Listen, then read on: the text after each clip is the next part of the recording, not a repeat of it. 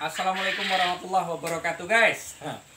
Salam jumpa kembali bersama kami di channel kami di Edi Puyuh Jambi, tentunya masih di seputaran dunia puyuh. Jangan bosan-bosan ya. Like, comment, subscribe kita tunggu agar channel kita sama-sama bisa berkembang, sama-sama bisa dinikmati, tentunya buatnya para peternak puyuh ya, yang khususnya mungkin itu untuk pemula. Nah, balik lagi ini kita bahas untuk yang pemula, yang masih ragu-ragu. Terkadang itu banyak pertanyaan di dalam diri untuk pemula mau melangkah. Sebenarnya mau ternak puyuh ini untung apa tidak? Ruginya di mana? Kok kawan saya ini kok ternak puyuh baru 2 minggu, baru 2 bulan, baru sebulan kok tutup? Apa penyebabnya di situ? Kita ulas sama-sama guys. Nah, banyak sekali penyebab-penyebabnya seperti itu ya. Rekan-rekan yang mungkin awalnya itu belum datang ke kami, ke kita, itu dia ke peternak yang lain, ke peternak yang mungkin pengalamannya belum seberapa mempunyai pengalaman ya, masih coba-coba. Sebenarnya kalau untuk puyuh ini perlu pengalaman, perlu wawasan juga. Kalau kita tidak tahu ya sebaiknya kita tanya dengan yang senior, dengan yang sudah ternak, dengan yang sudah mengalami pahit, dengan yang sudah mengalami yang hampir tutup. Nah, itu kita bahas sama-sama di sini. Gagalnya pemula itu di mana? Kalau gagalnya pemula itu yang pertama, yang modal pas-pasan.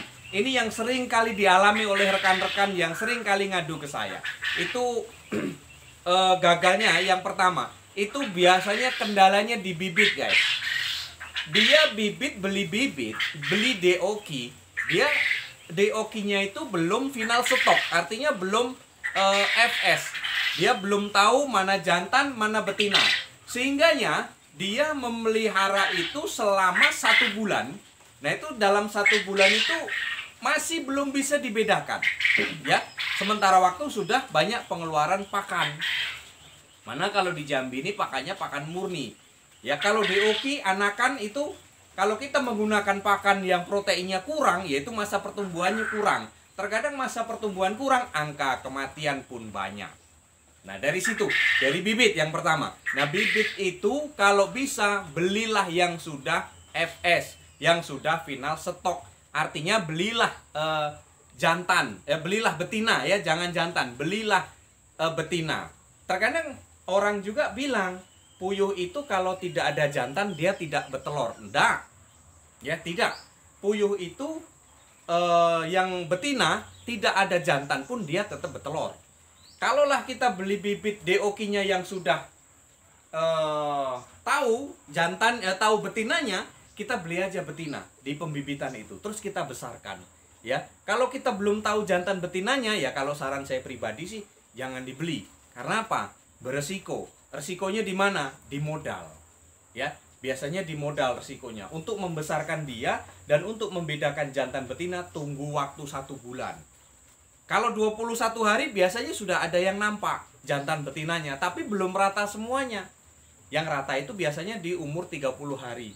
Nah, sedangkan harga jual yang jantan itu relatif murah guys. Dan itu relatif tidak ketemu lah kalau untuk dipakannya itu. Terkecuali kalau rekan-rekan, kawan-kawan itu punya inisiatif pakan itu dioplos, yaitu tidak masalah. Bagus saja, sah-sah saja. Tapi kalau untuk pemula kan tentunya kan belum tahu mau ngoplosnya seperti apa, perbandingannya seperti apa, itu belum tahu. Nah, itu yang pertama, itu adalah masalah bibit ya. Bibit saya sarankan kalau bisa beli yang sudah FS, artinya sudah final stok. Kalau sudah final stok, dia baru DOQ, baru netas, itu kita sudah tahu jantan betinanya. Itu yang pertama. Kemudian yang kedua, perawatan DOQ ya. Itu perawatan DOQ di video-video yang selanjutnya itu ada, itu sudah. Nah, itu perawatan DOQ itu seperti apa? Nah, itu harus ilmunya harus tahu. Yang penting intinya kalau saya pribadi sih, dia kotaknya itu semakin dia longgar, dia lebih bagus. Itu. Jangan terlalu sempit, jangan terlalu empet-empetan. Nah, kemudian kalaulah sudah dia bertelur, ini gagalnya di mana? Telurnya dia tidak efektif, persentasenya dia tidak ketemu. Puyuhnya 100 ekor, kok telurnya cuman 50 ekor. Nah, ini tidak ketemu. Tidak ketemunya di mana kesalahannya? Biasanya pemberian pakan. Itu yang pertama.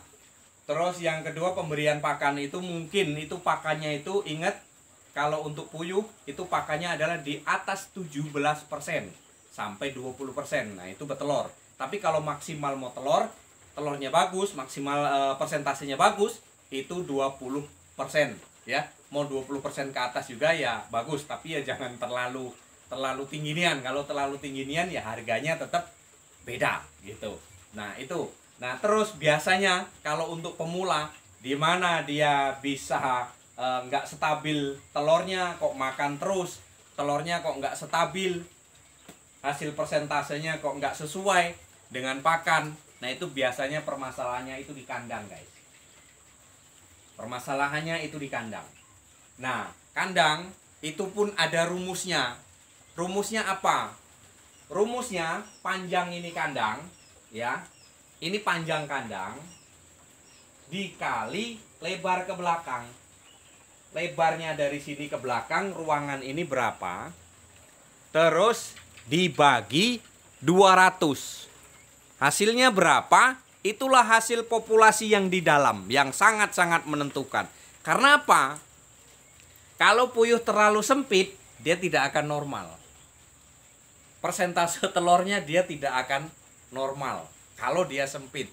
Puyuh dalam setiap hari perlu ruang gerak dia itu 20 cm. Makanya itu tadi dibagi 200.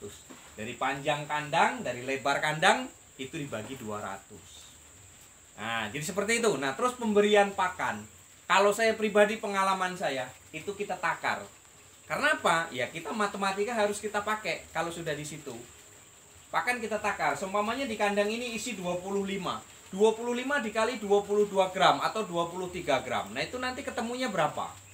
Apakah setengah kilo? Kalaupun setengah kilo, kita bagi 3 pemberian pakan. Pagi, siang, sore. Ataupun pemberian pakan itu pagi dengan sore, itu pun bisa-bisa saja. Nggak ada masalah. Kalau sudah dibiasakan seperti itu, ya seperti itu terus. Jangan ada perubahan ya. Terus air minum sering dikontrol. Air minum tidak boleh kehabisan terlalu lama.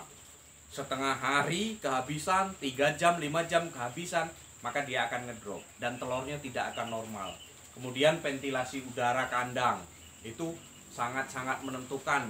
Karena apa? Biar supaya kotoran itu tetap kering. Kalau kotorannya itu basah, otomatis dia akan baunya nyengat, guys. Kalau kotorannya itu terlalu basah, itu baunya sangat nyengat sekali. Sedangkan kita masuk ke kandang aja kalau bau, kita nggak nyaman, apalagi burung kita. Nah, itu balik-balik lagi, memang kita harus menyesuaikan diri dengan dia. Istilahnya ya, hati kita, pikiran kita, penciuman kita memang harus nyatu dengan dia. Kalau kita masuk ke kandang nyaman, ya tentu dia pasti nyaman. Kalau kita masuk ke kandang nggak nyaman, pengap, bau, segala macam, dia pasti tidak nyaman. Nah, kalau dia tidak nyaman, ya secara logikanya nggak mungkin dia mau normal di situ. Nggak mungkin dia mau menghasilkan yang sesuai dengan persentase yang kita harapkan. Kitanya aja asal-asalan gitu. Nah, itu untuk pemula sebaiknya memang seperti itu. Awal tadi saya bilang bibitnya ya, terus kita cara memelihara DOQ-nya ada di video saya itu, merawat DOQ dari 0 sampai dia betelor, itu sudah ada tuntunannya, sudah ada videonya. Jadi kalau untuk saat ini yang paling utama itu biasanya dari bibit, guys. Nah, kadang peternak itu memberikan telur yang mungkin masih standar ya. Kalau telur itu masih standar, memang kita belum tahu jantan betinanya. Ya sebenarnya nggak apa-apa kalau memang bisa mengakali harga pakan, kalau memang bisa mengakali pakan agar relatif murah, nggak masalah juga sih sebenarnya. Cuman saran saya lebih baik kalau memang mau pemula, mau ternak baru ya, itu kalau bisa belilah yang sudah FS, artinya sudah final stok. Kita beli ini itu sudah betina semuanya ya, tanpa ada jantan mereka sudah betelor. Karena ya mungkin ya memang puyuh betelor dan juga dia nutrisi dari pakan. Jantan itu kan hanya dibutuhkan untuk sel perkawinan. apabila dia mau kita cari anaknya lagi, itu memang harus ada jantannya, dan itu kita harus punya mesin tetas. Karena ingat ya, puyuh itu tidak mengeram. Dia tidak mengeram, dia hanya bertelur terus. Dia tidak mengeram. Tapi kalau puyuh yang mungkin di alam, mungkin di hutan, itu dia mengeram memang. Tapi kalau untuk puyuh ini, dia tidak bisa ngeram. Nah, artinya ya memang harus kita siapkan mesin tetas itu tadi. Nah, itu nanti sesinya lanjut ke indukan. Baik, mungkin hanya itu guys. Jadi yang pertama, pilihlah bibit yang unggul, yang benar-benar sudah FS, yang betul-betul itu adalah betina. Itu yang langkah yang paling awal dan yang kadang-kadang fatal di situlah. Nah, terus perhitungannya itu mungkin nanti bisa disaksikan di video-video saya yang sebelumnya, ataupun nanti yang sesudahnya, atau nanti yang kedepannya nanti kita akan tetap bikin video. Jangan lupa like, comment, subscribe-nya agar supaya channel kita berkembang. Baik, mungkin hanya itu guys. Kurang lebih mohon maaf. Wassalamualaikum warahmatullahi wabarakatuh. Tetap semangat.